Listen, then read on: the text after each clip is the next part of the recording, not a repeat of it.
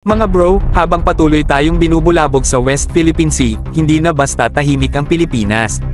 May bagong galawan ng Philippine Navy, at hindi lang ito tungkol sa armas, kundi sa matinding mensahe sa mga umaangkin ng ating teritoryo. Sabi nga ng USNI News, ang ating unang Raja Soleiman class offshore patrol vessel, OOPV, ay opisyal nang na-launch sa Ulsan, South Korea. Pero teka, bago ka mag-isip na ito'y puro pupogi lang, pakinggan mo to, strategic signaling and alignment ang core ng galaw na to.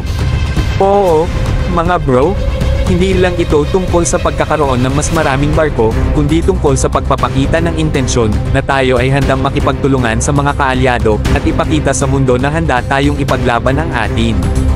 Modernization doesn't always mean instant firepower, minsan, it's about showing presence and purpose. Tingnan nyo tong bagong OPV, hindi basta patrol boat, mga bro. May dalang Automalare 76mm main gun at Assault and Smash 30mm remote-controlled weapon systems. Pangtapik ng pirata, hindi lang. Pang-warning sa mga nagpapanggap na may-ari ng ating dagat. Ready na siyang pumatrol at Romualda, kasama ang mga modernong sensor at surveillance systems na kayanang sumilip ng mga di-imbitadong bisita kahit sa malalayong distansya. At alam nyo kung ano pa ang exciting dito, mga bro. Ang pangalan ng class, Raja Soleiman, isang tunay na mandirigma, isang simbolo ng katapangan sa kasaysayan ng Pilipinas. Kaya bagay na pangalanan ng bagong barkong ito pagkatapos ng isang leader na hindi sumuko sa dayuhan.